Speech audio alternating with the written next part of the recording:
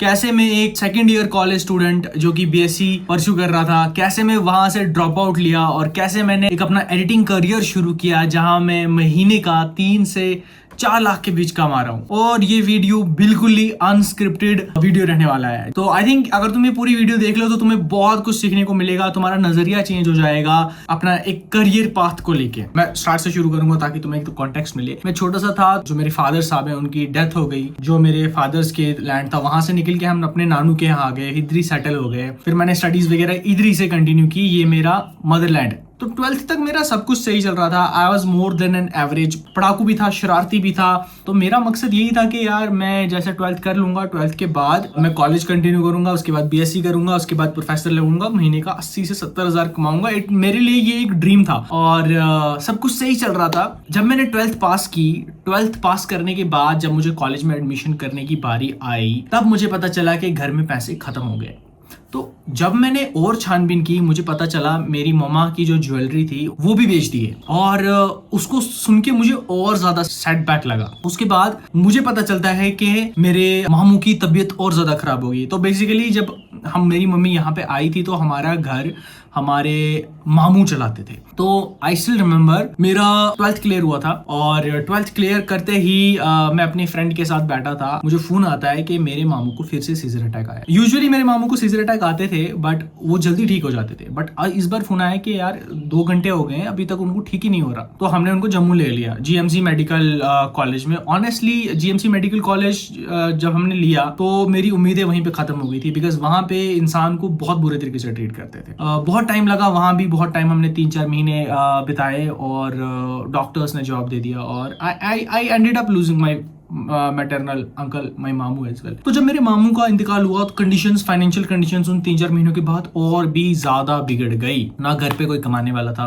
और मेरे नानू थे हमारी फैमिली में। मेरे नानू, मामू, मम्मी और मैं थे। मेरी नानू की जो पेंशन थी वो थी अराउंड 10,000 और उस पे मेरा घर चलता था। तो अब जब मैंने फैमिली से बात की कि मुझे कॉलेज करना है, कॉलेज के आगे मुझे पढ़ाई पे खर्चा करना है, फिर बीएससी, फिर एमएससी, मुझे पता चला हमारी सेविंग्स टोटल 70,000 पड़ी है अकाउंट में। Total like that was all we had at that point of time. Honestly मैं बहुत रोया हूँ उस टाइम पे, बहुत ज्यादा। मैं मम्मा के सामने तो नहीं रोया बट कोने में जाके शाम को मैं बहुत ज्यादा रोया हूँ। मेरे कुछ दोस्त थे जिन्होंने मुझे स्टार्टिंग से बहुत ज्यादा सपोर्ट किया, इवन दो मैं उनको रियल लाइफ में भी नहीं मिला हूँ कभी, बट उन्होंने मुझे बहुत पुश किया। तो मेरे दोस्त ने मुझे पुश किया, बोला कुछ नहीं है, तू ऑनलाइन देख, कुछ ना कुछ तो हो जाएगा, कंटेंट क्रिएशन फील्ड में आ। उस वक्त रोस्टिंग चलती थी तो मैं भी रोस्टिंग करने की कोशिश कर रहा था उस टाइम पे। बट रोस्टिंग करते करते मैंने गलती से एक स्किल सीख लिया which is called video editing. तो उसके बाद मेरा एक लोकल फ्रेंड है, मैं उसके टच में आया। वो भी अपनी साइड बाय साइड एक एजेंसी चला रहा था, वो अपने स्टार्टिंग फेस में था। तो उसके साथ डील हुई, मैं उसकी रील्स एडिट करने लग गया। वो मुझे एक रील का 35 रुपए देता था at that point of time. और आज मैं एक रील का 12 से 14,000 रुपए चार्ज करता हूँ। सो अब सोच सकते हो कि अगर आप किसी चीज को शिद्दत से चाहो, किसी चीज में दिल लगा के काम करो तो दरवाजे अपने आप खुलते हैं। उसके बाद मेरी लाइफ में एक बहुत बड़ा चेंज आया। चेंज ये आया कि मम्मी मुझे रोज कन्विंस कर देती थी तू कॉलेज जा। हमारे पास एक सेट नंबर था 50,000 और मैंने भी अपने पुराने फ्रेंड से काम कर करके, साथ में काम करके 30,000 तक रुपए कमा दिया था। मैंने एक डिसीजन लिया, मैंने उस 50,000 को लिया, 30,000 अपना डाला, 80,000 का एक अच्छा सा लैपटॉप लिया। मैं वो लैपटॉप दिखाता हूँ। This is my first laptop जो मैंने लिया था, एसर एस्पायर 7 करके। ये बहुत बढ़िया है, अभी भी बिल्कुल फ्रेश चलता है। 4 साल के बाद भी ऐसा लगता है कि अभी लिया है। तो ये लिया मैंने और मैं अपने फ्रेंड के साथ जम्मू गया, जम्मू से ये लिया। और जैसे मैंने ये लिया, मैं घर आया, मैंने क्रैक प्रीमियर प्रो इस पे डाउनलोड किया और जैसे मैंने प्रीमियर प्रो ओपन किया मैंने हार मान ली। लिटरली मैंने हार मान ली। मैंने बोला कि नहीं हो पाएगा। वो प्रीमियर प्रो इतना कॉम्प्लेक्स था, इतने डिजाइन्स थे, इतने ऑप्शंस थे, मुझे लिटरली कुछ समझ में नहीं आया। बट एक उम्मीद ये थी कि मैंने अब स्टेप ले लिया, पीछे नहीं मुड़ सकता। अब कोई ऑप्शन नहीं है, कॉलेज की फीस भी मैंने इसमें इन्वेस्ट कर दी है, अब ये करना है। तो जैसे जैसे करके उस टाइम पे एक क्रिएटर थे GFX मेंटर करके, उनसे मैंने प्रीमियर प्रो सीखा, उनकी प्लेलिस्ट से मैंने फोटोशॉप सीखा और इतना अच्छा सीखा कि अगले ही महीने मैंने एक स्टार्टअप में इंटर्नशिप लैंड कर दी। केरला का स्टार्टअप था, इट वाज लाइक जियोट्स। और स्टार्टअप के जो सीईओ थे वो शेल्टन थे, उनका नाम शेल्टन है। और प्रीमियर प्रो फोटोशॉप में पहले चला रहा था, लेकिन जब मैं उस स्टार्टअप के कॉन्टेक्ट में आया मुझे आफ्टर इफेक्ट सीखने को मिला। मुझे जैसे स्टार्टअप के टच में आया तो मुझे जो सीईओ है कंपनी का, उन्होंने मुझे एक वीडियो दिखाई, उसमें मोशन डिजाइन था। तो उन्होंने मुझे बोला मुझे इस टाइप का चाहिए। मुझे लिटरली कुछ नहीं आता था मोशन डिजाइन से लेके, तो मुझे पता चला अडोब का एक और सॉफ्टवेयर है जिसे आफ्टर इफेक्ट बोलते हैं। मैंने आफ्टर इफेक्ट डाउनलोड किया और मैंने लिटरली वो चीज बना दी और फिंगर्स क्रॉस थी मेरी। मैंने सीईओ को वीडियो दिखाई एंड ही लाइक्ड इट। और उसी जैसे मैंने लैपटॉप लिया उसके कोई 2 महीने के बाद I landed a job worth 10,000। अब मुझे थोड़ा रिलीफ आया क्योंकि अब हमारे घर में 20,000 रुपए आ रहे थे, 10,000 नानू की तरफ से, 10,000 मेरी तरफ से। मैं उस स्टार्टअप से बहुत कुछ सीखा गाइस। डैम यार, लिंक्डइन ने मेरी लाइफ में बहुत इंपॉर्टेंट रोल प्ले किया। पहला स्टार्टअप मैंने लिंक्डइन से क्रैक किया और दूसरी जो मेरी फुल टाइम जॉब थी वो भी मुझे लिंक्डइन पे मिली। एक कश्मीर का एक क्रिएटर था मुजफ्फर खुर्शीद करके, वो एक बुकलीफ पब्लिशिंग के सीईओ थे। उन्होंने मुझे मीटिंग में बुलाया। उनका था मुझे 1 दिन की 1 रील चाहिए और basically I want you full time, तो आपकी एक्सपेक्टेड सैलरी क्या होगी? मैंने बोल दिया 20,000 रुपए and all he said was okay done, करते हैं। ऑनेस्टली अगले ही पल मुझे एक कॉन्ट्रैक्ट आता है, अगले ही पल मैं कॉन्ट्रैक्ट साइन करता हूँ और अगले ही पल मैं उनके लिए वीडियोस बना रहा हूँ। जो उनका पॉडकास्ट चैनल है उसके लिए थंबनेल्स बना रहा हूँ और अब मैं आउट ऑफ नो ईयर महीने का 30,000 रुपए कमा रहा हूँ। अब मैं 2 क्रिएटर्स के साथ काम कर रहा था, एक फुल टाइम और एक स्टार्टअप। बट अब दिक्कत आई, अब जो क्रिएटर मुझे फुल टाइम काम करवा रहा था मुझसे, उसको मेरा स्टार्टअप से मतलब थोड़ा चिढ़ हो रही थी। जस्ट लाइक भाई मैं एक्सपेक्ट कर रहा हूँ कि मैं एक दिन में 2 रील्स निकालूं और I want you full time. तो ऑनेस्टली उस वक्त उनको क्रॉस क्वेश्चन करना मुझे बहुत मुश्किल हो रहा था बिकॉज मेरा वो मेन इनकम सोर्स था 20,000 रुपए पर मंथ का। तो मैंने बहुत हिम्मत करके बोल ही दिया कि अगर आप मुझे फ्रीलांस बेसिस पे काम करने दोगे बहुत बढ़िया रहेगा, मैं आपको वीडियोस बना के दूंगा और आप मुझे पर प्रोजेक्ट पे करना। उन्होंने ऑनेस्टली कुछ नहीं बोला बट उन्होंने ना भी नहीं बोला। तो वैसे ही काम चलते रहा, मैं उनको वीडियोस देता था, वो मुझे महीने का 20,000 रुपए देते थे और वहां से 10,000 रुपए आता था। अब मेरी लाइफ में आता है मेन टर्निंग पॉइंट, जब मेरे जो एडिटिंग स्किल्स हैं वो सिर्फ एक वीडियो एडिटर से ना होके एक प्रॉपर एनिमेटर और मोशन डिजाइनर में कन्वर्ट होने वाले थे। तो मुझे याद है मैं ईशान शर्मा को फॉलो करता था। At that point of time Ishan Sharma बहुत ज्यादा बूम हो रहा था। तो एक मैंने वीडियो देखा, ईशान शर्मा ने कोलैब में वीडियो डाला है एक क्रिएटर के साथ जिसका नाम था सुशांत बस्तोला। वो नेपाल से थे। तो उनकी जो वीडियो थी यार वो इतनी ज्यादा अमेजिंग थी। उसमें डिजाइन्स आ रहे थे, ग्राफिक्स आ रहे थे, एक दूसरे के साथ मर्ज हो रहे थे, एनिमेशंस निकल रहे थे। तो मैंने लाइफ में ऐसा कुछ देखा नहीं था। तो जब मैंने देखा मेरा दिमाग फट गया यार। मैंने बोला यार ऐसा भी होता है। उस टाइम पे सुशांत बस्तोला के 70,000 फॉलोअर्स थे। ईशान शर्मा ऑब्वियसली कोई 5 से 6 लाख के बीच चल रहा था। तो मैंने सुशांत बस्तोला को डायरेक्ट मैसेज करना बेहतर समझा। मैंने बोला भाई मैं काम देख के पागल हो गया हूँ, तो अगर आपके पास टाइम है तो प्लीज़ मुझे मैसेज रिप्लाई दे दो, मैं कुछ और जानना चाहता हूँ काम के बारे में। मुझे उम्मीद नहीं थी बट लकीली गाइस अगले ही कुछ मिनट के बाद मुझे रिप्लाई आता है हाय भाई, thank you so much, really appreciate, आपको मेरा काम पसंद आया। गाइस मेरे लिए ऐसा था कि मेरे लिए करियर का एक नए करियर पाथ का एक डोर खुल गया। सबसे पहले मैंने उसको बोला भाई ये प्रीमियर प्रो में होता कैसे है? उसने बोला भाई ये प्रीमियर प्रो में नहीं होता, इसके लिए 2 सॉफ्टवेयर्स लगते हैं, एक लगता है इलस्ट्रेटर और दूसरा लगता है आफ्टर इफेक्ट्स। उसके बाद एक और क्वेश्चन पूछा मैंने। उस वक्त मैं एक वीडियो का 50 से 100 रुपए चार्ज कर रहा था। मैंने बोला भाई ये वीडियो 40 सेकंड की है, आपने कितना चार्ज किया होगा? तो उसने मुझे बोला मैंने इस वीडियो का 13,000 रुपए चार्ज किया है।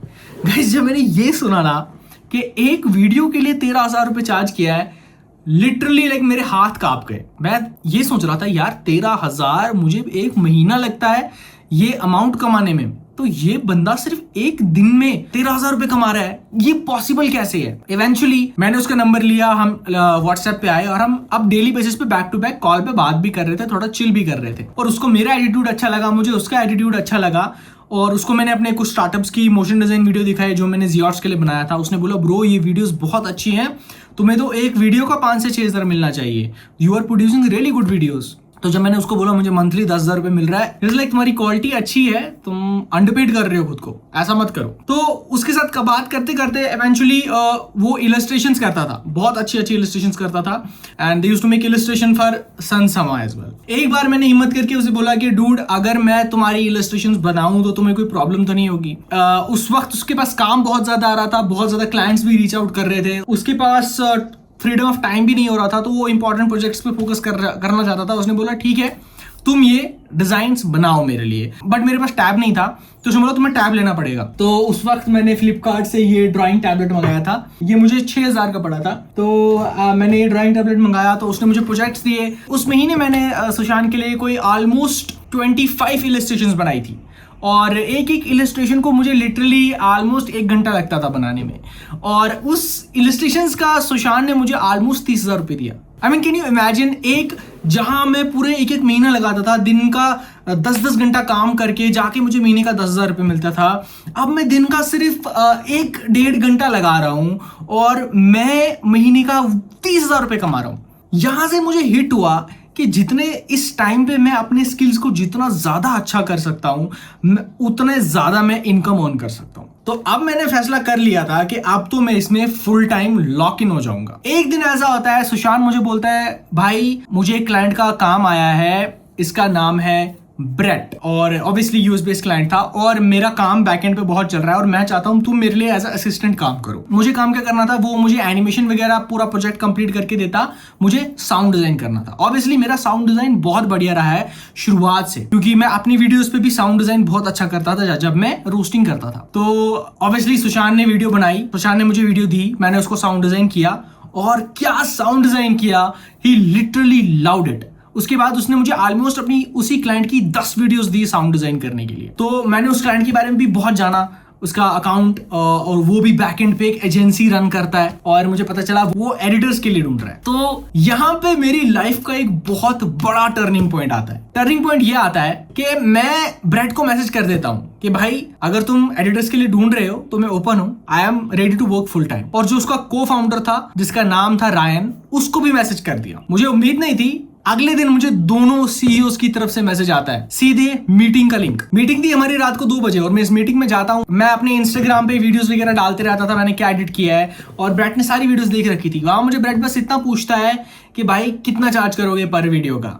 आई डोंट नो, मैंने बोला 4000 पर वीडियो। मैं लिटरली 40 रुपए एक वीडियो का चार्ज करता था, और एंड लिटरली मैं एक बंदे के सामने बैठा हूं, उसको मुंह पे बोल रहा हूं मैं एक वीडियो का 4000 रुपए चार्ज करूंगा। He was like okay no worries. But यहाँ पे एक प्रॉब्लम आती है, मेरे पास अभी भी लैपटॉप था, जो रिक्वायरमेंट थी वो अली अब्दाल स्टाइल वाली रिक्वायरमेंट थी। तो वहां पे मैंने उस टाइम पे एक अच्छा खासा अमाउंट भी जमा कर लिया था। मेरे पास ऑलमोस्ट कोई 1.5 लाख रुपए पड़ा था अकाउंट में। तो मैंने उनको बोला ऑब्वियसली मुझे थोड़ा फैमिली फंक्शन है, मैं अभी ज्वाइन नहीं कर पाऊंगा, मैं नेक्स्ट मंथ की फर्स्ट से ज्वाइन कर पाऊंगा। दे वर लाइक ठीक है कोई बात नहीं, टेक योर टाइम। अगले दिन मैं सिटी गया, मैंने एक बहुत ही तगड़ा सा पीसी डेवलप किया, दिस वन। ऑब्वियसली अभी मैंने इसको अपग्रेड किया है। उस टाइम पे मैंने अपना पीसी को बनाया, बजट मेरा था 1.3 लाख के आसपास बना। पीसी अब घर आ चुका था, अब मैं कोई भी स्टाइल एक्सपेरिमेंट कर सकता था, आफ्टर इफेक्ट चला सकता था, इलस्ट्रेटर, फोटोशॉप, ब्लेंडर, कुछ भी। और मेरे पास एक फुल टाइम जॉब भी आ चुकी थी। बट अब था मेरा डिसीजन लेने का टाइम। डिसीजन लेने का ये टाइम था, या तो मैं इस यूएस बेस्ड एजेंसी के साथ कंटिन्यू करता, या तो मैं मेरे जो पिछला स्टार्टअप है और मुसाविर के साथ जो काम है उन दोनों को क्विट करता। लकीली शाम को मुझे मुसाविर का मैसेज आता है, भाई मैं अब कंटिन्यू नहीं कर पाऊंगा, मैं ऑलरेडी एक एजेंसी के साथ काम कर रहा हूं, तो टाटा बाय बाय, ये रही तुम्हारी इस मंथ की इनकम। तो वहां की तो टेंशन अपने आप खत्म होगी। बट अब था शेल्टन का। तो मैंने शेल्टन को कॉल किया, कॉल पे बोला सर मैं फुल टाइम जॉब ज्वाइन कर रहा हूं और अब मैं इस स्टार्टअप के साथ कंटिन्यू नहीं कर पाऊंगा, thank you so much opportunity देने के लिए। ऑनेस्टली बहुत ज्यादा नाइस, बहुत ज्यादा स्वीट बिहेवियर था सर का। उन्होंने बोला कोई बात नहीं, ये रही तुम्हारी इस मंथ की income, wish you best of luck से ज्यादा। अब मेरा एक नया जर्नी शुरू हो चुका था। जर्नी शुरू हुआ था यूएस बेस्ड एजेंसी के साथ। अगले दिन मुझे कॉन्ट्रैक्ट आता है और कॉन्ट्रैक्ट पे मेरी मंथली सैलरी लिख के आती है। मेरी मंथली सैलरी थी 70,000 rupees a month. I was fucking shocked. तो अपनी एजेंसी की बात, हमने बहुत अच्छा काम किया, बहुत कुछ साथ में सीखा, और साल 2024 शुरू होने से पहले मैं 1 लाख रुपए महीना कमा रहा था। आज मुझे अभी भी याद है जब मैंने महीने का 1 लाख रुपए पहली बार कमाया था ना, और जब मैंने ला के घर पे रखा, मेरी मम्मी लिटरली डर गई थी। उस वक्त मेरी माँ ने बस इतना बोला कि तूने कभी कहीं चोरी तो नहीं की। I was literally, मुझे हंसी भी आ रही थी, और बट मैं अंदर से इमोशनल भी हो रहा था कि यार क्या दौर देखा है और अब किस पॉइंट पे आ गए। बट 2024 में कुछ ऐसा हुआ कि मुझे उस एजेंसी से निकाल दिया गया। I was back to zero. Obviously client का इशू हो रहा था, सारे एडिटर्स को ले ऑफ कर रहे थे, और उनमें से मैं भी था एक। बट उस दौरान मैंने बैक एंड पे इतने कनेक्शंस बना लिए थे, इतने दोस्त बना लिए थे, जैसे मैंने उस वहां से क्विट किया, दूसरी साइड ही मैंने जॉब लैंड कर ली 1.20 lakh rupees a month. I was earning more than that, और वो मेरा एक पर्सनल क्लाइंट था। वहां से मेरी एक अलग जर्नी शुरू हुई और कट टू 2026 आज मैं महीने का आराम से 3 लाख रुपए कमा रहा हूं। तो इस स्टोरी से हमें क्या सीखने को मिलता है? सीखने को ये मिलता है कि अगर तुम्हारे अंदर वो डिटर्मिनेशन है तो तुम आराम से पैसा कमा सकते हो। डिग्री के पीछे भागने की जरूरत नहीं है। आज के टाइम पे जो मैटर करता है वो है तुम्हारा स्किल, तुम्हारी डिग्री नहीं। तो ये थी मेरी एक कहानी, और मुझे उम्मीद है तुम जितने भी एडिटर्स हो, अभी लाइफ में स्टक हो, बने रहो, अपने कनेक्शन बिल्ड करने पे फोकस करो, अपने स्किल्स को इंप्रूव करने पे फोकस करो, और इवेंचुअली तुम एक अच्छा खासा अमाउंट कमाओगे। एंड थक के हार मत मानना, लगे रहो एंड बी कंसिस्टेंट। मेरा नाम है सजाद, मिलता हूं तुम्हारे साथ एक नेक्स्ट वीडियो में, तब तक के लिए बाय।